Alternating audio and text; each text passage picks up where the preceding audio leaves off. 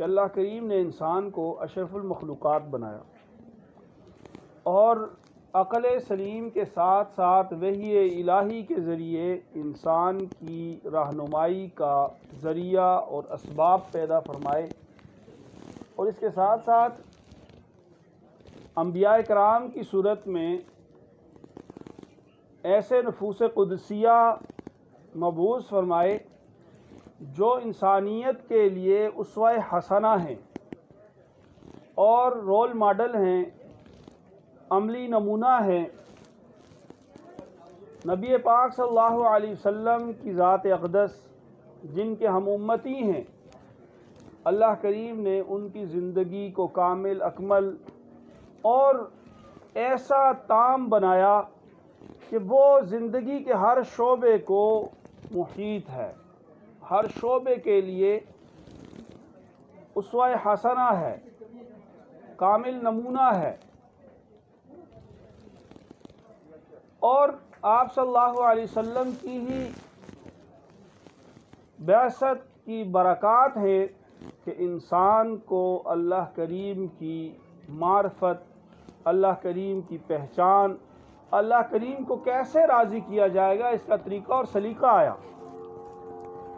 قرآن پاک کی صورت میں ابدی تعلیمات نصیب ہوئیں جن میں یہ ارشاد فرمایا کہ انسان کی تخلیق وہ عبادت کے لیے ہے، اللہ تعالیٰ کو راضی کرنے کے لیے ہے، اور پھر انسان کی عقل و شعور، انسان کی عقل کے جو معیارات ہیں ان معیاروں کے مطابق اللہ تعالیٰ نے قرآن پاک میں دلائل بھی ذکر فرمائے۔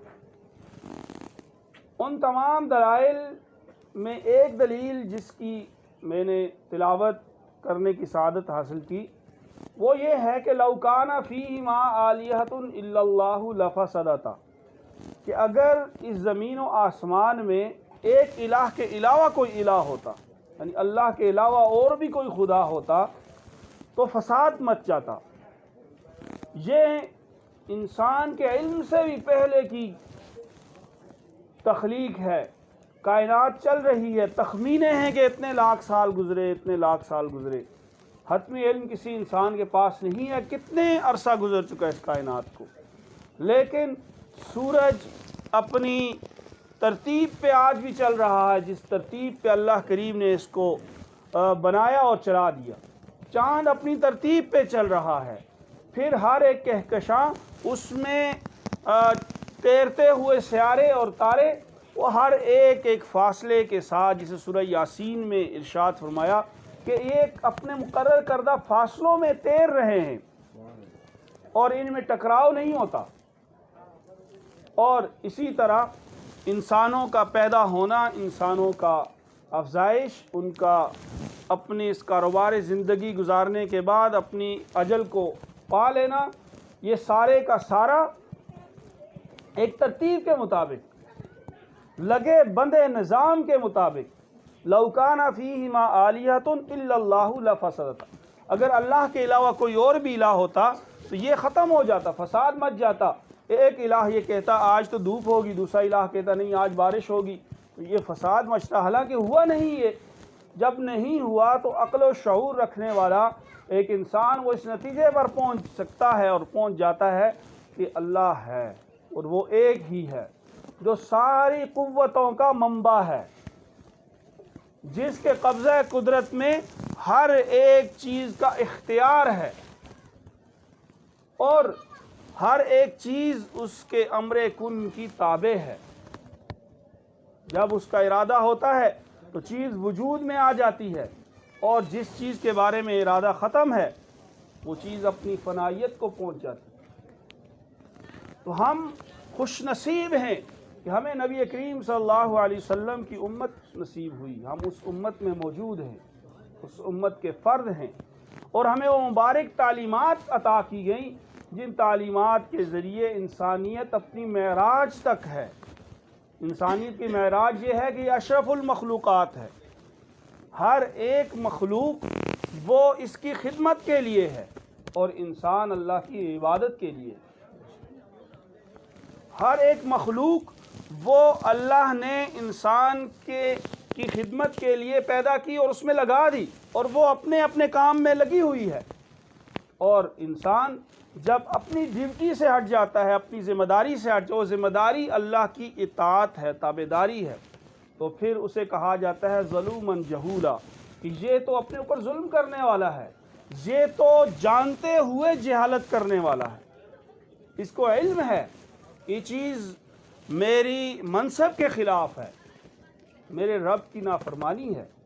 لیکن یہ انجانا بن جاتا ہے، اور جو اندر سے من کی ایک آواز ہوتی ہے، جو اس کی چاہت ہوتی ہے، وہ کرنا شروع کر دیتا ہے، اور اس کی وجہ سے یہ اپنے اس منصب سے نیچے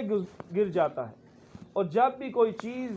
جس مقصد کے لیے پیدا کی جائے اس مقصد کے خلاف استعمال ہو تو کہتے ہیں یہ ظلم ہو رہا ہے اس چیز کے ساتھ، یہ اپنے مقصد کے لیے جس کے لیے اسے استعمال کیا جانا چاہیے استعمال نہیں ہو رہی۔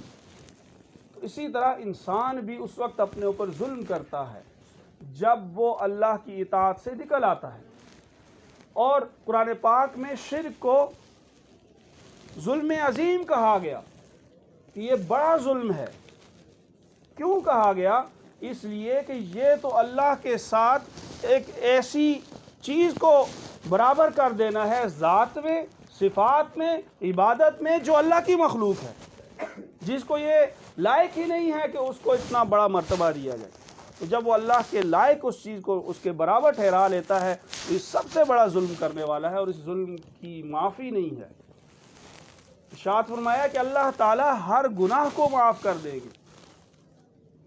قرآن پاک میں 2 بار تاکید کے ساتھ اس بات کو ارشاد فرمایا کہ اللہ تعالیٰ ہر ایک گناہ کو معاف کر دیں گے، لیکن شرک کو معاف نہیں کریں گے۔ یہ انسان نے اتنا بڑا ظلم کیا اپنے اوپر، تو اللہ تعالیٰ نے انسانیت کی جو تخلیق کی ہے اور جس کی سمجھ نبی پاک صلی اللہ علیہ وسلم کی تعلیمات کے ذریعے ہمیں عطا کر دی گئی، اور ایسی سمجھ ہے اور ایسی تعلیمات ہیں کہ جن پر عمل کرنا ممکن ہے، کہ اللہ کریم نے نبی پاک صلی اللہ علیہ وسلم کو ایسی پیاری جماعت عطا فرمائی تھی، ایسے شاگرد عطا فرمائے تھے جو آپ صلی اللہ علیہ وسلم کی تعلیمات کا پرتو تھے، عملی نمونہ تھے، اور وہ آپ صلی اللہ علیہ وسلم کی تعلیمات کا چلتا پھرتا ثبوت تھے، اور اسلام کے تمام قوانین، تمام تعلیمات نبی پاک صلی اللہ علیہ وسلم کی زندگی میں وہ عملی صورت میں صحابہ کرام نے اختیار فرمائی تھی، اور اس کے بعد پوری دنیا کو اس سے فیض یاب کیا تھا۔ تو ایسی تعلیمات ہیں، ان میں بنیادی تعلیم وہ توحید ہے۔